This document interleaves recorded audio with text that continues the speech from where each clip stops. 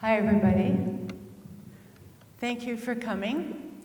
I'm really delighted to be participating in this talk part of the Forever Is Now exhibition. Can you still hear me if I don't do that? No. And originally, I was going to speak about the goddess Nut, the goddess of the sky, of the stars, of the cosmos, of the nighttime, and something happened that was really powerful. I had an idea for a performance here, and I've been developing a character for the last few years of a 25th century female astronaut who comes to this planet to remind us of our connection to the stars, to remind us where we come from. And so I was doing, the performance was a durational performance, and she was to walk from the Sphinx through the pyramids to all the sites and to the end of the project. And when we had a lot of, we weren't able to do it, but something in me was compelled that there was something I had to do. And I had a performer who was going to be doing that performance. And I decided that I would do it since she couldn't be here, and that I would do it. So what I want to talk to you about is who I am now as an artist and at this moment. I was able to do a photo shoot close to one of the art pieces, and I was with this where I actually embodied the goddess, where I embodied the 25th century female astronaut. And I understood that it wasn't just a fiction, that it really was about the process of my life, the process of the art that I make.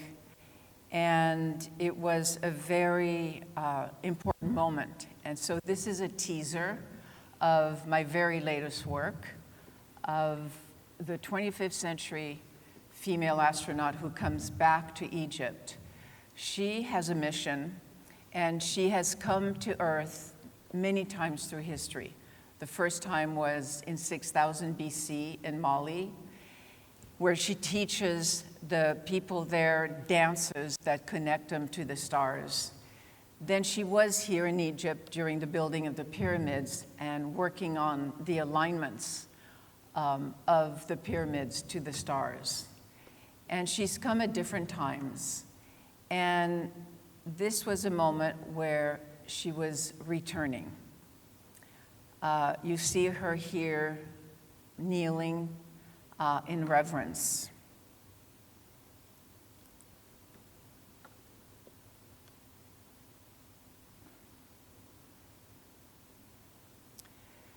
Her name is Najma. She has, as I said, shown up in other parts. And I will show other works, other slides that show where the ideas came from. In 1978, I did this work, which was essentially a line going to the horizon that formed a cross. It was a mark on the land to unite the earth and the sky. What I didn't know at the time is that even at that time, I was doing works that she was doing, that I was being, in a way, almost dictated by her. And coming back here was an acknowledgement, was a remembrance that, in fact, all that I had done was dictated by this being who, in fact, was that it's an embodiment of the goddess energy. This is a project I did in 1983. It was called Abasha, Image Bearing Light. It was a collaboration with Robert Kramer, an architect, and Harold Budd, a composer. And it was the birthing of the cosmos. And it was an installation with music and sound and in 3 rooms and these huge projections. So it was the idea of really coming from very far in time and space, coming back to the earth, looking at the earth, and like an origin myth.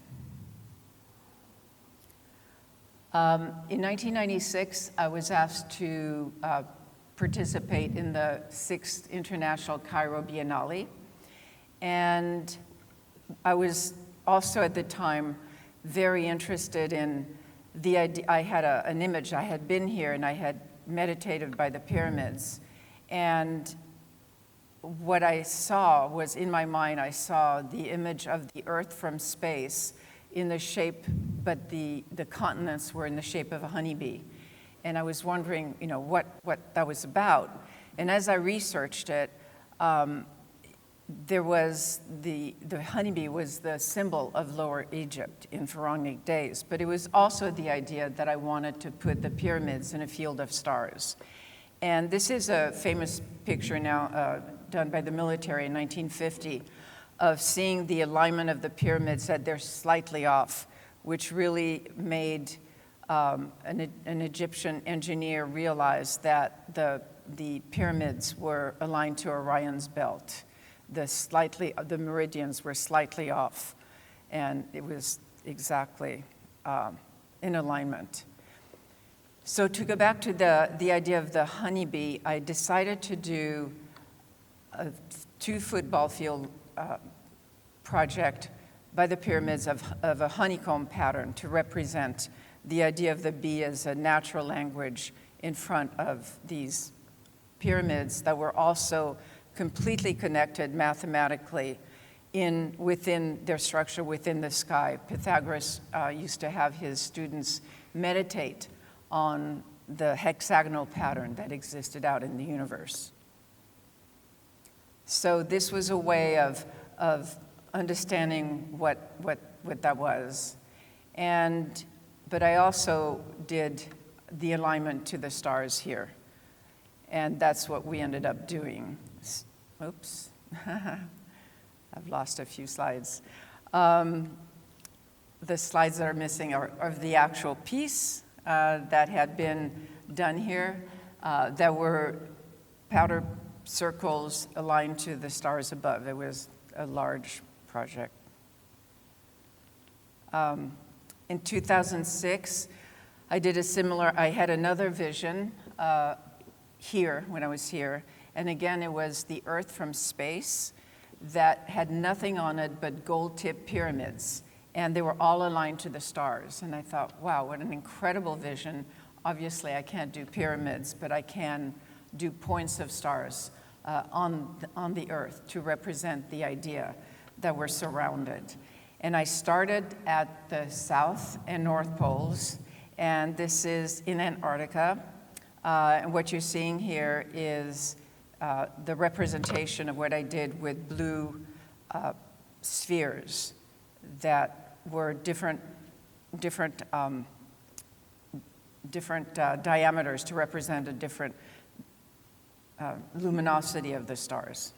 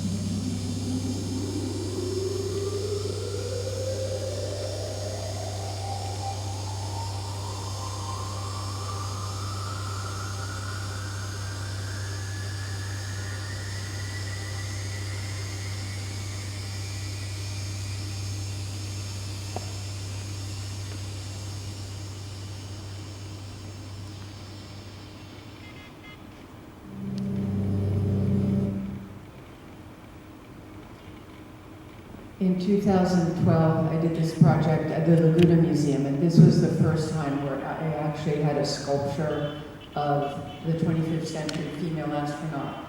And she's here, the installation, she's here on a plinth, actually almost suspended by aluminum blocks. And the whole plinth is on about 10 tons of salt. And there's an animation of the star movements at the North Pole, South Pole, and the equator.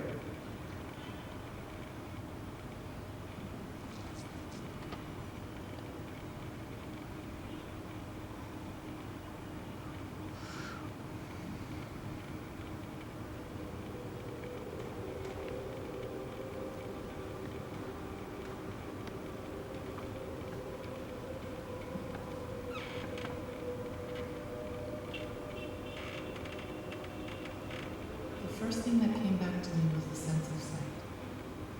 And as I opened my eyes through my visor, saw the massive chestnut curls to my left. Inside the suit, recognized myself, registering in my mind, female astronaut, and looked straight up through the visor as I was lying there, which seemed for centuries. Where was I? And why was I awakening at this moment, on this planet?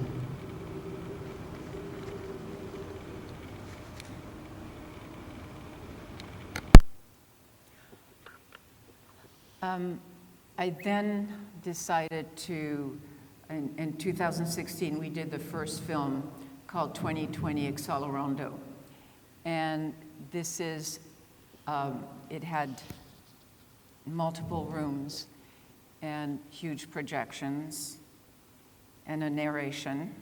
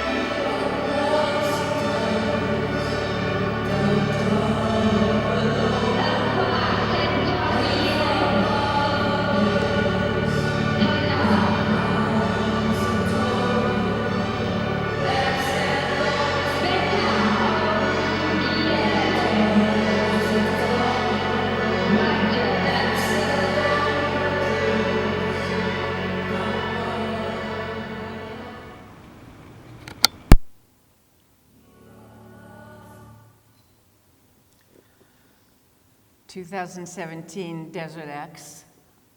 Here she is. This is called Hearth, and she is listening to the earth. This also was part of a performance with singers from the Los Angeles Master Chorale and dancers who really had a call to listening, not just to the earth, but to listen. The next project is in 2018 on top of a mountain in Switzerland. It was done for the Safiental biennial. And here she is again on top of the mountain. And there will be another part where at its antipode where she will be at the other end of the world, at the bottom of the ocean off the coast of New Zealand. And in 2020, Desert X again in Alula.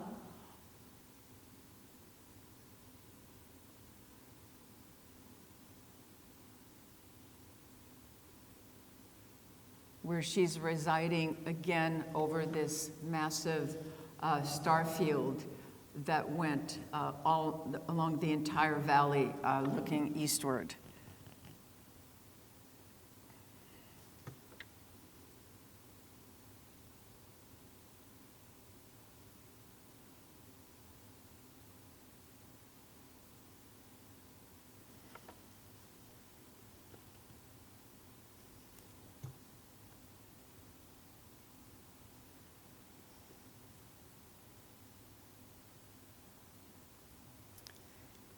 In 2018, she went to Bolivia, and I did a film called Liquid Light that will be premiered for a collateral exhibition at the Venice Biennale. And he is here wanting to represent the language of light.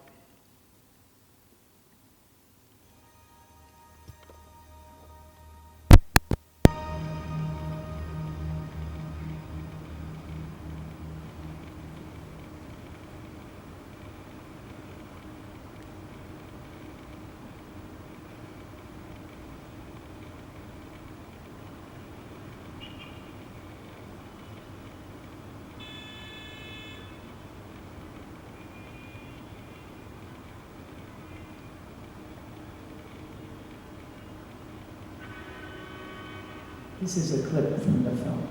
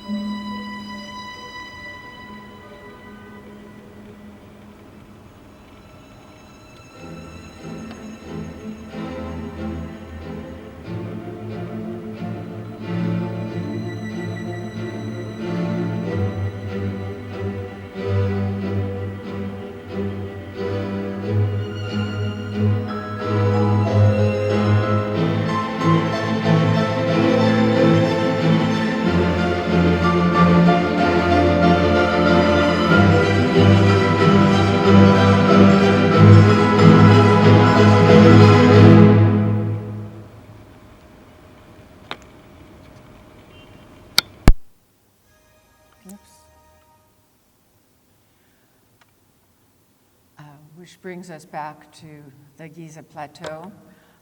What I'd like to do now is read from the catalog from Forever Is Now, which is a piece that I wrote about my, essentially the influence of Egypt on my work.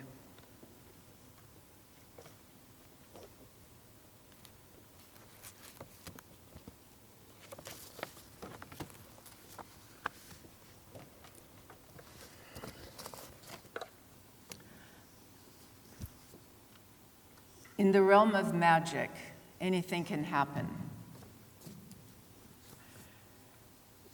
I can fly over the pyramids as a giant bird, revealing within my wings the entire cosmos before the world comes into existence. I can fly in the space before time, in the space between time, the space in time. The sound of my wings turn to light as I deposit 3 magical monuments on the plateau there, gently, for the inhabitants of the earth to see. I'm the forever now, the smile on the sarcophagi. I'm the vibratory quality embedded in the stones of Egypt. I am Egypt. Egypt has a resonance for me that comes from deep within my soul and has been foundational in my thinking about art. The mapping of the timeless, the information embedded in stone, the images that come to me when I meditate on the Giza Plateau, all of that together has formed a cosmology at the base of my artistic practice. I'm grateful and give thanks to this mother country where ideas are birthed by her whole from the past, and in so doing gifts us an ancient message meant for us now. What I have come to realize for my sojourns into Egypt is that time and sound are embedded in Egyptian architecture, arriving from ancient starlight now, in the present moment. Egyptian artists, it seems to me, use an aesthetic language in their sculpture and artifacts that embody these ideas, that in so doing reveal the notion of the present moment. I feel this because I've experienced this firsthand, and it has influenced my approach to art making. It has given me hope for the future. I believe we can begin to recognize when we stand on the Giza Plateau, looking at the Great Pyramids, that we're sensing an entry into our new world now, in the year 2021, an entry into our new story, the story of us in the cosmos in present time. This is my story of impressions, my thoughts on art, and of who we are, influenced by my time in Egypt. I'm telling this story from the perspective of multidimensionality. As artists, as human beings, our psyches are formed by impressions from word to image and image to word, image to sound, and sound to story, to narrative, and from narrative to time. We're beginning to see that interconnection between word, image, sound, time, and recognize that the ancient Egyptians embedded all of that in their work as one forever now. In this new story, we hold time differently. We're poised in an ever-present now. It is early summer 1988, on my first trip to Egypt. I'm at the Sound and Light show by the pyramids on the Giza Plateau. The sun has just set. A voice comes over the intercom as a poem is recited. Is there anything sweeter than this hour? For I'm with you and you lift up my heart. It is written by a young girl 3,000 years ago, translated from the pyramid text, a poem of love that moves me through my heart. That young girl could have been me today, and it's the young girl in me who is writing this essay, inspired by her words, inspired that words can live through time and space. The year is 1975. Walking through the Egyptian section of the Metropolitan Museum in New York. I'm swept up by the displays of mummies, the ornate sarcophagi, the rooms full of carved granite stone. I lose my way. The sound of my footsteps on the marble echoes through the halls. I turn to the left, and as I enter another room, I hear the words, "Pay attention to the feet." What? I ask myself, who said that? I look around. Only the guard is standing stiffly by the doorway. On my left is a freestanding sarcophagus. It is made of limestone. The label says Dehor, Royal Scribe, 200 to 150 BC. The sculpture feels contemporary, simple. I stand in front of it, studying its features. It is made of one stone, and the sarcophagus itself becomes a wrap around the carved face, its headless part of the limestone. It is at eye level, the lips curved in the sweetest of smiles, the eyes looking right at me with a kindness that touches my heart.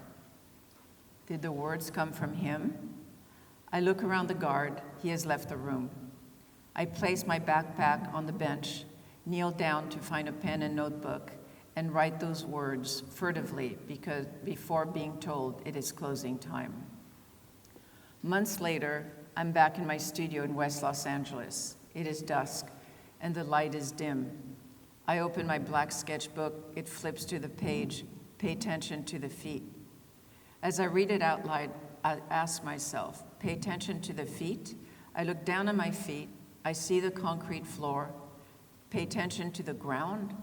Oh, pay attention to the earth. That is what it's telling me. Pay attention to the earth. I've always been an empath when it comes to stones or rocks. Whenever I'm near certain monuments, it's as if I can hear them speak. I receive information as if it were dictated to me, the way I hear the words coming out of the sarcophagus of Dehor, which makes me think about two things. One of Leonardo da Vinci's quote that stones are recorders of time. One day we will be able to hear what they have to say.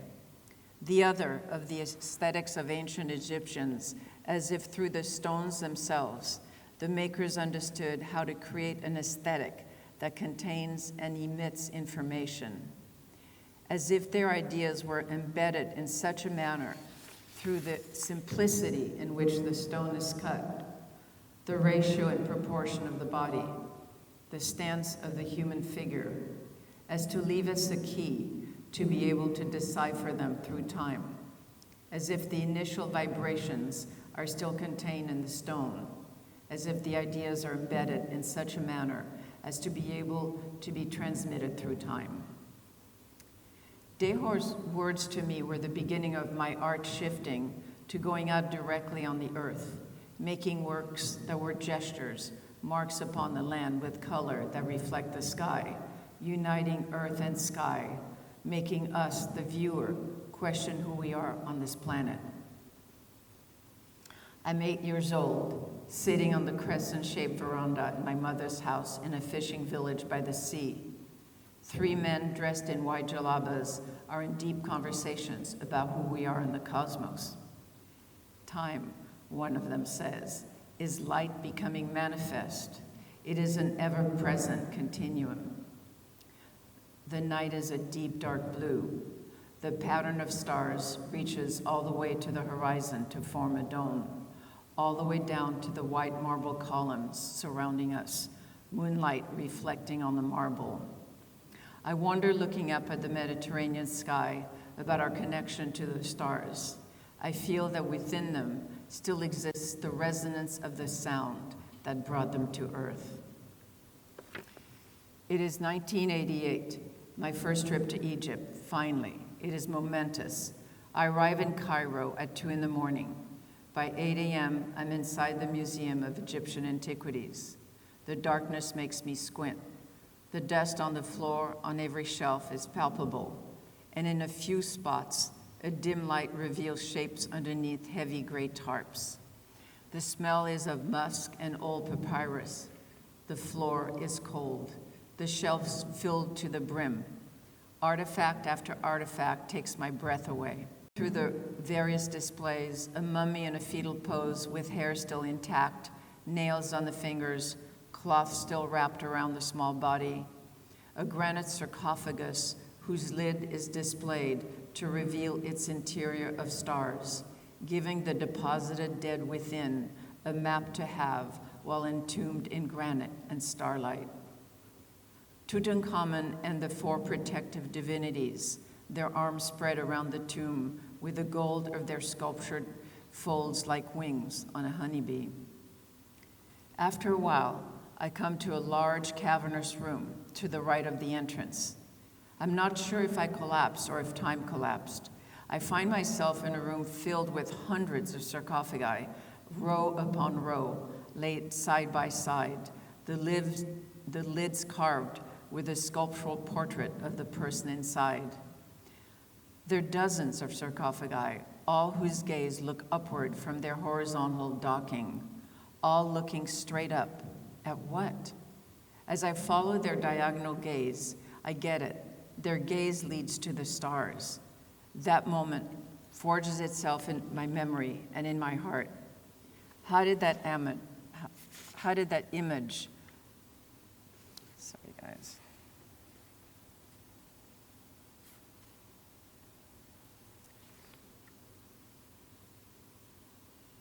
How did that image lodge itself in my consciousness?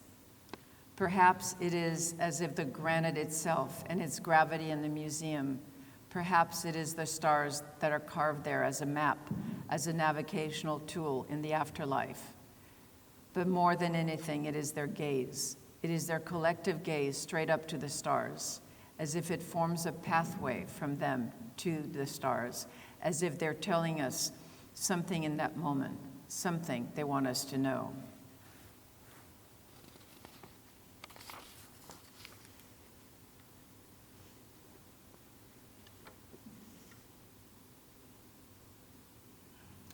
I make my way through Cairo traffic to the pyramids with that image still in my mind. It is my first time. To my surprise, I'm instantly on a camel, having my picture taken. A little disoriented, I get off and walk slightly south to have a moment to take it all in. In silence, I sit in the sand and meditate. In my mind comes an image of the earth from space, and sprinkled all over the globe are gold-tipped pyramids aligned to the stars. How did I receive such an image? What was it about being out there on the plateau that made me see this global star map? And what was I being told by it? Previously, I had listened to the Egyptian scribe Dahor. I had paid attention to the earth. I had made artistic gestures on its surface, pointing to certain alignment, like the horizon, or the sun, or the moon. This time, the image I receive is telling me to pay attention to the earth in relation to the stars. It's as if the image is revealing an ancient star map that has been, that we have since forgotten. Perhaps it is the image we forget. In 2003, I began my Stellar Access Antarctica project, 99 of the brightest stars above in alignment to 99 ultramarine orbs placed on the Ross Ice Shelf in Antarctica to point out the Earth in relation to its surroundings. I do this so that we may have an image that we're not isolated and that we're interconnected. I'm 10 years old and playing in the mud. The men in white jalabas are still in conversation on the marble veranda in my mother's house by the sea. Inspired by their questioning, I feel like we're all little blades of grass. I have an inkling that we, as a whole, have an image that we have forgotten and needs to be remembered. I think the way to find it is for each one of us to dig deep within our roots and come back up with our individual blades of grass, and they become mirrored and reflect the sky. Through that reflective collective transparency, the image is seen by us once again. It is May of 1996, and I have been selected to represent the United States in the 6th International Cairo Biennale. I see another image of Earth from space. This time the continents have become one and in the shape of a honeybee. The bee is in relationship to starlight. I propose Soul Star, an ephemeral work 3 miles south of the pyramids. It is December 1996, and the Biennale has started. We're sprinkling the blue powder pigment in circles aligned to the stars. In preparation, students from the university are measuring the diameter of a circle with a string and a stake. Unexpectedly, the wind picks up and vibrates the string, creating with it the most glorious of sounds, its origin profound, uncanny. In the hot wind, we fall back on the sand, speechless. In the distance, the pyramids are guarding over us, smiling. I like to think in terms of thinning of time signatures. We're in a moment when the fascia of time, so to speak, is thinning. We're able to see through time. The Egyptians of the Pharaonic era had an understanding of the present moment, an alignment to the motion of the cosmos. From this perspective, time becomes a physical dimension.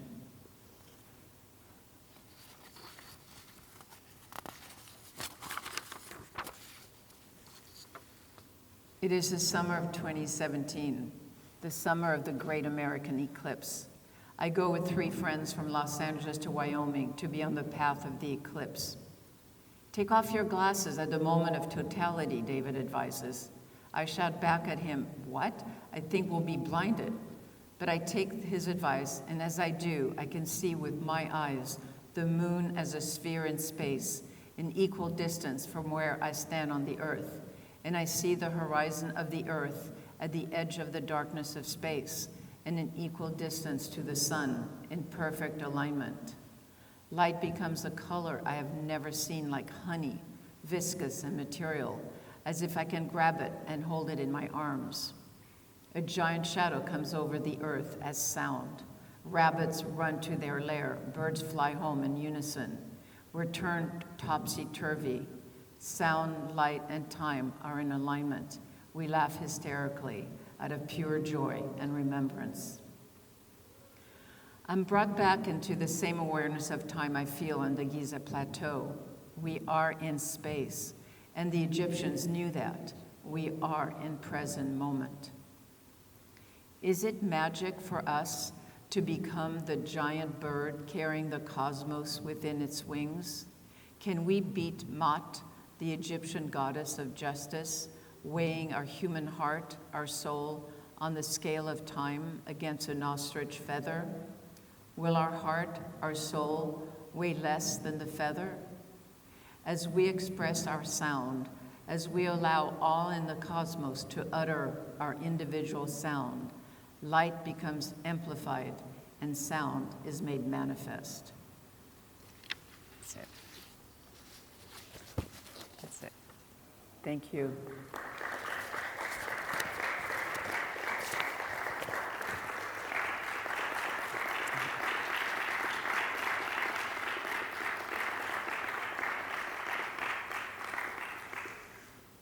Are there any questions? Yes.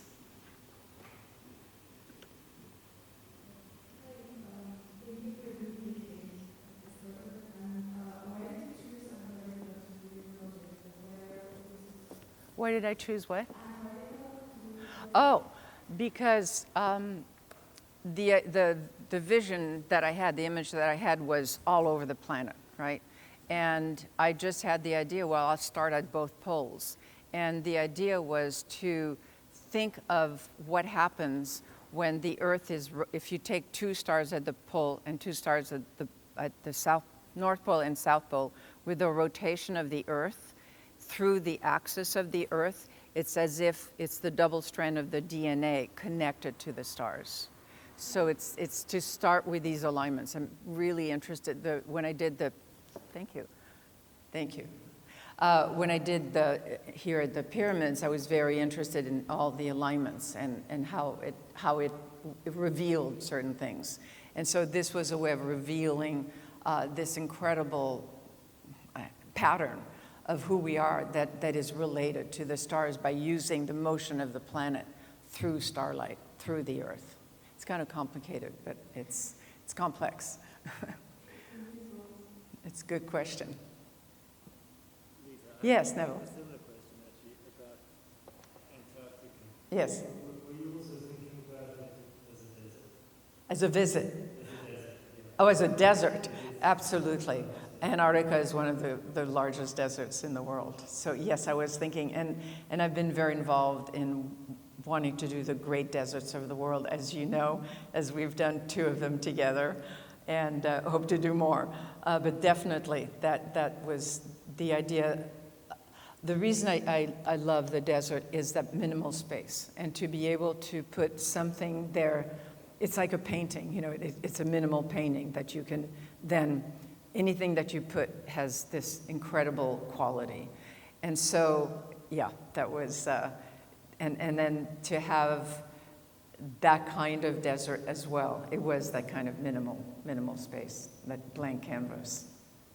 And the idea of, there's been so much written about why we go to desert sites. You know, there's many different levels, whether it's culturally or whether it's more mystically, and what has happened through history in terms of sages going to the desert and having experiences. And so it is, and when you're in Antarctica, there's something very special that happens. The quality of light is so different than anything you've ever experienced anywhere, that it's as if the particles of light enter your body and alters your system. And you can begin to receive, you know, a kind of what's the all that's out there. And so a lot of my character is based on what happens when she's close to the light. I mean, she is a being of light and has to be near light. The reason we went to Bolivia, that was a different kind of desert. It was a salt desert, was because it's 13,500 feet up, and she can be close to the light, and she can it's almost like nourishment. So it's a different kind. It's very interesting that the lecture right before was about robots, and this is about a different kind of technology, a different kind of technology, essentially. It's an inner technology, all of this. And I don't have that picture anymore of her now coming back to Egypt and realizing that she is all of these things, and that we are these multi-dimensional beings, and that if we have these alignments, certain things happen that open up this kind of information. Yes?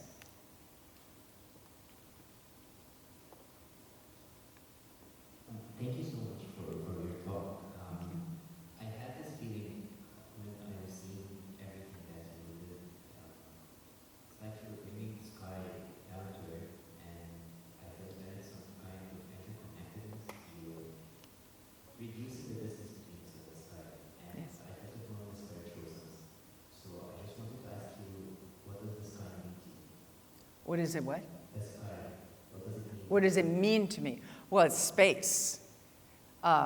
It's space, essentially, and it contains where we come from in terms of stars. I mean, we are, as we all know now, you know, we really do come from stars. And so, but as an artist, the sky's blue, and by putting something down that's blue, it has that relationship of connecting the earth and the sky. And I was reading some while ago, while I was working on all these projects, about Yves Klein, who had a dream that he was signing the back of the sky and that he was claiming the sky. And his friend Armand claimed plenitude. And I was thinking, well, that's interesting, all these macho artists, you know, claiming. What am I claiming? And I'm claiming the relationship between the earth and the sky. So it's about that relationship. Yes?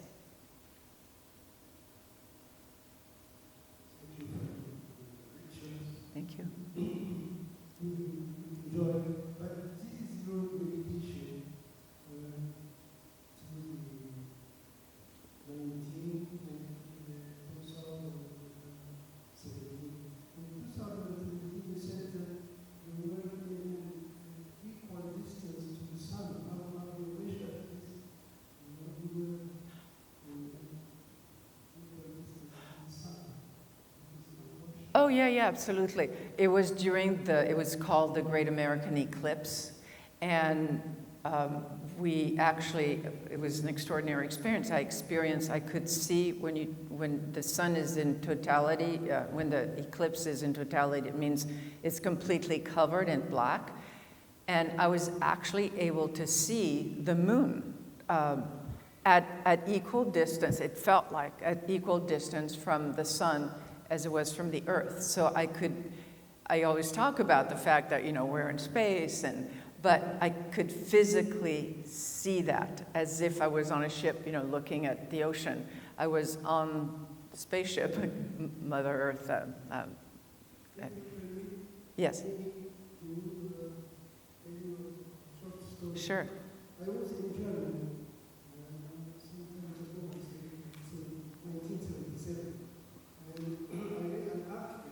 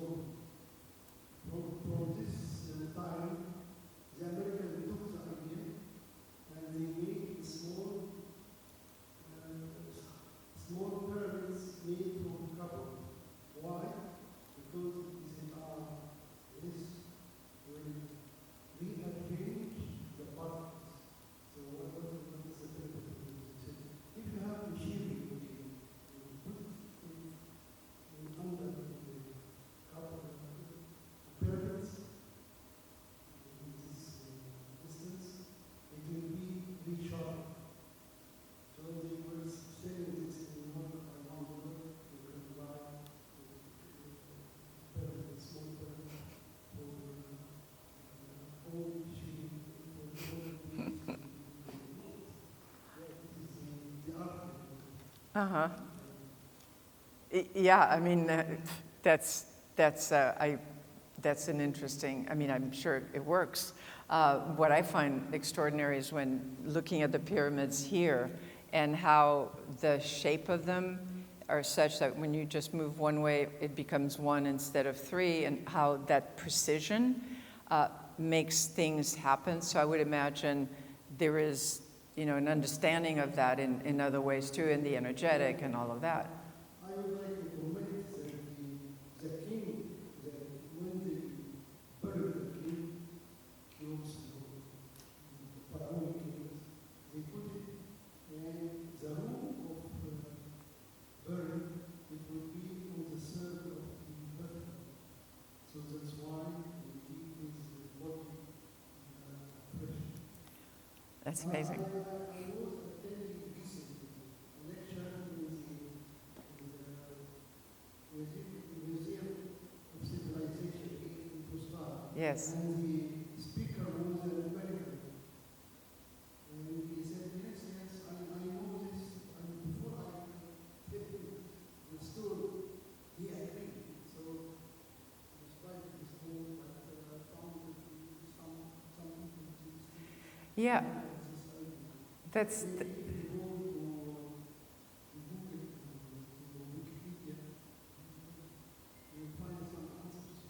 yeah, no, that's really fascinating, the whole idea of alignments and that kind of geometry, and it's very powerful, and obviously there's so much we don't know, but it's really, that's why I think we're all...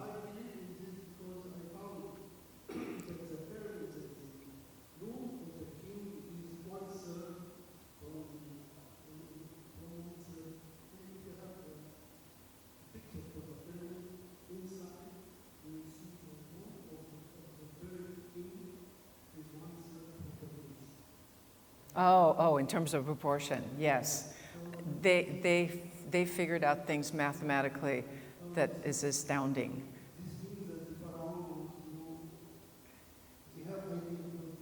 Yes, very advanced. Thank you. Yes. Lita, I was wondering if we could see the first image again. If we could bring it back to Najma, your character. And my question is, have you always used live performance in your artworks? Just a minute. How do we do this? Is it, you know, I don't have control over that image, so. Can you make that full screen? Do I have to do it?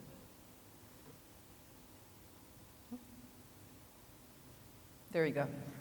Have I always had live performance in my... Yes, actually. I mean, not in my installation. When I first begun, one of the first ones was rocks that I placed in alignment to the stars with powder pigment. That did not. But and that was in 1978. So very much after that, there was always that element of the human body moving, and the relationship of also through that motion of a narrative. And I have done also performances with hundreds of participants where there is that kind of, where when it's that many people, the people themselves become the work of art. They're part of almost like the brushstroke. Yes, so it's always been something very important. I think for here, what was exciting was it's the first time that I myself embodied the character. And it was very emotional, actually. And I think it's future work. I mean, it's definitely in development, and what I mean by that is that it seems to have it's coalesced from all these different projects into understanding who this being is, and and so it's, again, the live performance is very important. Sorry, second part of my question is, I know you've done your works on the Giza Plateau in 1996. You did an installation at the Washington Monument also, and you have done work in the Mojave Desert as well as at the North Pole and the South Pole, and then the Bolivian Salt Flats. So I'm curious, what is your next goal? Aha. That's a good, the moon.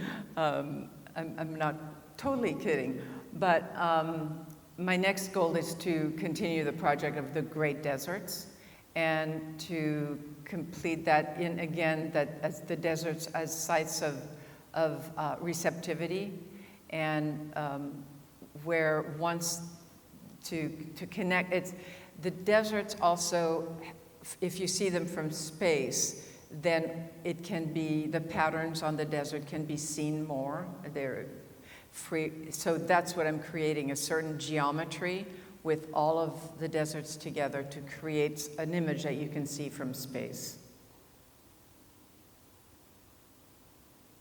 Thank you. Yes, yes.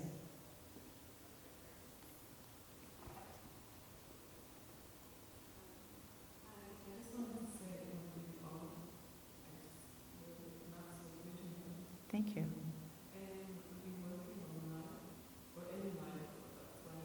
Oh, wow.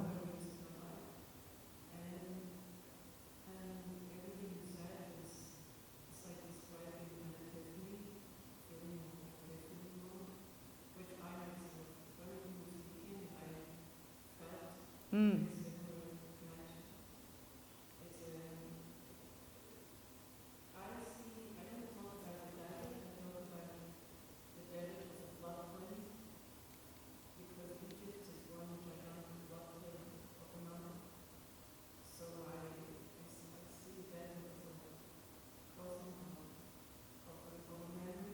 Yes.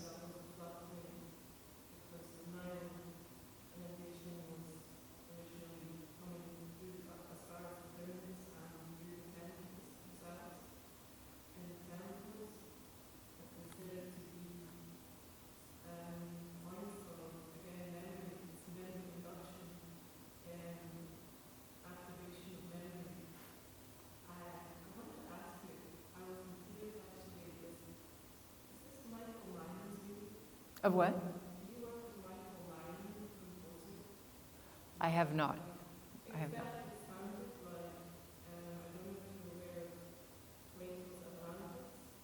No.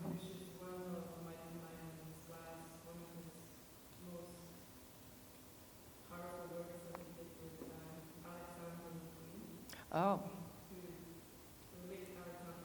Mm, of course.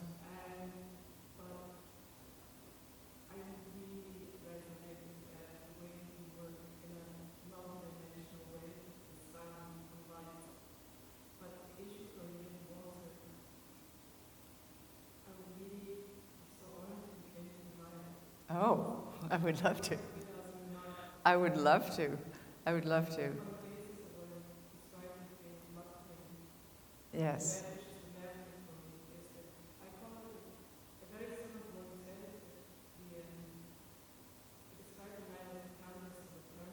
Mm. Mhm.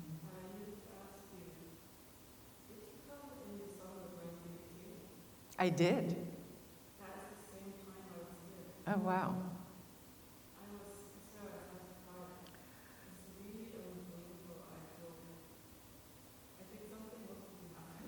Maybe.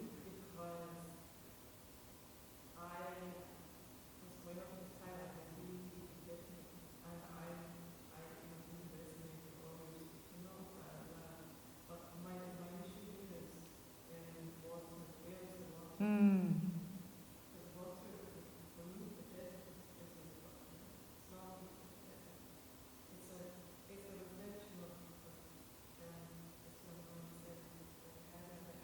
Yes.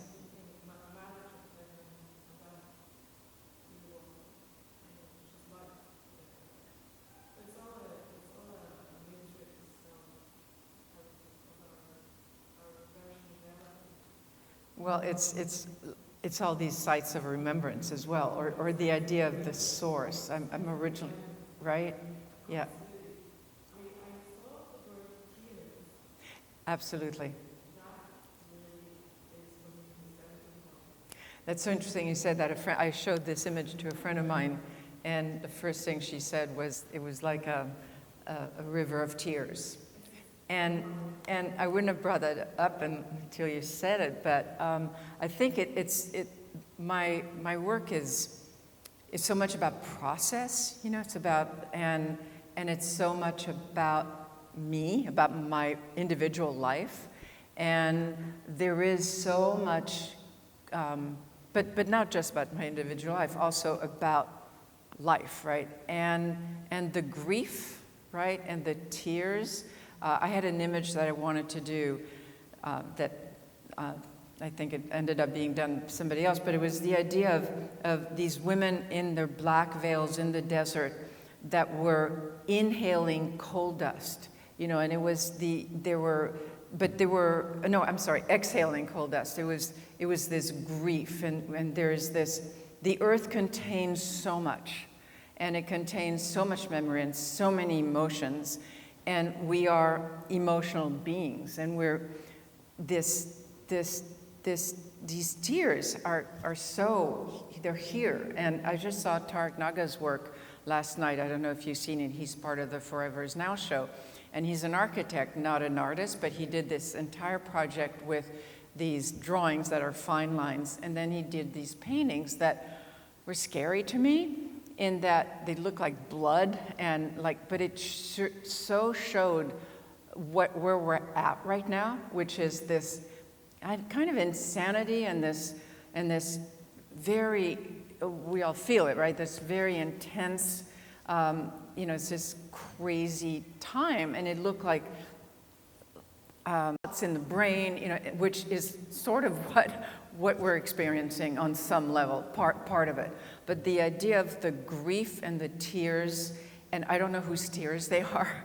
I don't know whose tears they are, but they're there. Maybe it's the earth's tears. But, you know, they're there, and that you are doing water, you know, this need to put that out, it's so important. And I do think, a friend of mine talks about the revolutionary female archetype, and it is the rise of the revolutionary female archetype. And I think there are many women artists now that are really bringing expression to things that need to be expressed, that are about feeling and emotions. And we're feeling it. Another thing that this triggers for me is there's a cultural historian, his name is Thomas Berry, and he talks about how we're at the end of our story, this 2,000-year story, and that we need to create a new story, which is of us in the cosmos. And when I read that, I said, fantastic, that's what, you know, a lot of us have been doing. But then he talks about that there's 3 major laws in the universe. The first one is of multi-diversity, how every single thing, whether it's a human being or an animal or plant, is unique and different. And the other one is the one that I had never thought about, which is so beautiful, is that everything, whether it's a human being or a galaxy or dust or light or air or water, has an interiority and a subjectivity that is continually expressing itself.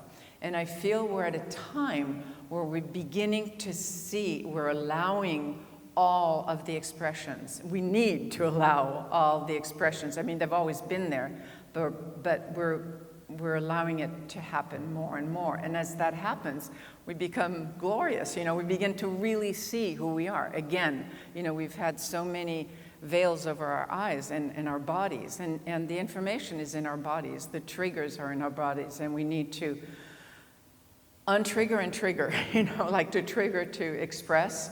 And then once that's done, it's like the cataracts are removed, and we're able to be in the present. You know, and it's so important, and it's not part of the art world kind of talk, this kind of thing, but it's something that does move me and that does inspire me to do work. And that somebody was the Aiden, the person who just did the talk on the robot, was talking about the idea of the importance of the audience. And so anyway, I'm forgetting what I was going to say about that. But it's that kind of the need for, oh no, he was talking about how that what's important is, you know, for an artist is to talk about what is happening right now, right, in society. And there's many things, you know, there is the subliminal happening, there is the what's not seen, and so all of this has to come up to the surface. And I think in the art world, what's so exciting, that it's only been about maybe 30 or 40 years that artists from all over the world are beginning to be heard. And that wasn't happening. I remember Richard Koshalek, who was the director of the museum in Los Angeles, MoCA, and this was in 80 or something, and he had gone to Seoul in Korea. And this is 1980, and he was so excited with what was happening there. At that time, it was only Americans and Europeans who were really part of the art world. Now we have all the voices, and it's so exciting. And another thing happened when I was at the Venice Biennale last 2019. I went to a panel, and the panel consisted of two artists, Robert Storr, curator, and an Italian philosopher, an Italian scientist. And I was blown away by the scientist. The scientist said, we as scientists have failed to express what's happening, and it's up to you, artists, to express with emotion. And I thought, for an American to hear a scientist, you know, say that, it's amazing. And then the philosopher, who was a very young philosopher, said, yes, and the other thing that's important is how do you get from here to here, right? And again, for a philosopher to speak that way, so it's all, you know, everything is expressing itself. Light is expressing itself, everything, the street. So I get very emotional about this. Not emotional, but thank you. And I would love to talk to you more.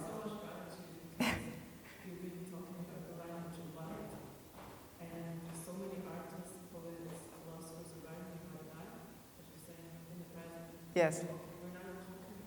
Yes. Yes.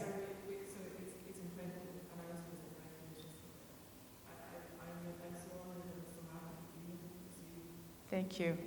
Well, doing this, I realized I come from somewhere else. You know, that was really something. Yeah, Cecilia has something here. Question.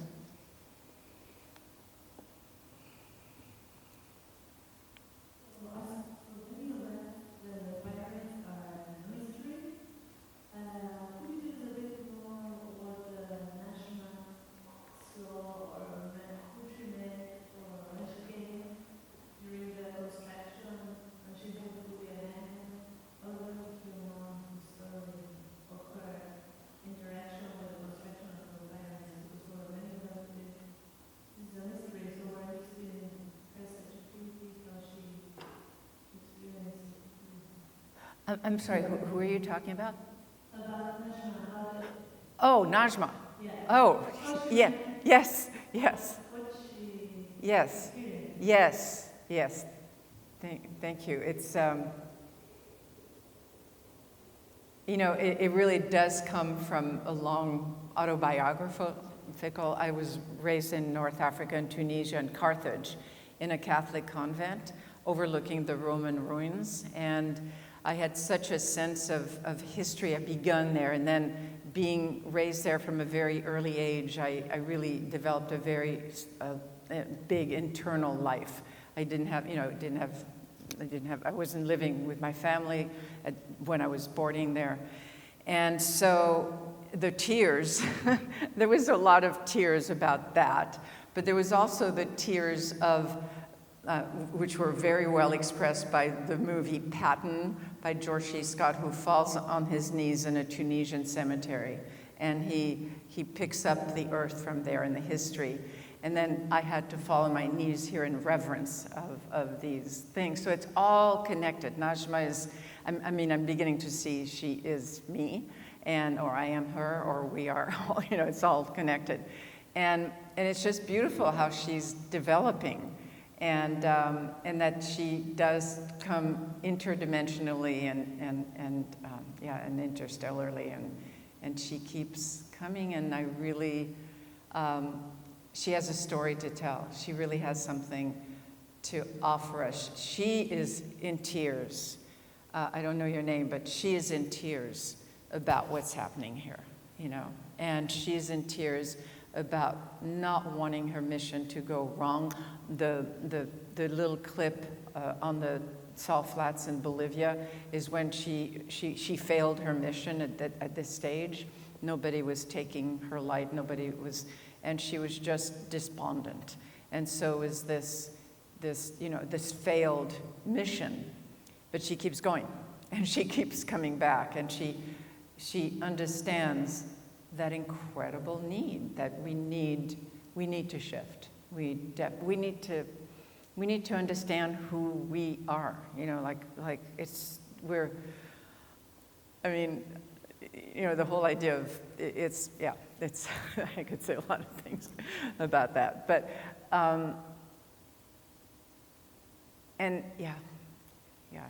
it's really. I'll continue, Najma. Does anyone have any more questions? All right, so thank you so much, Lita. Albuqeurque. It's been an honor. Thank you so much, Anya. Thank you, everybody. Thank you for coming. Really appreciate it.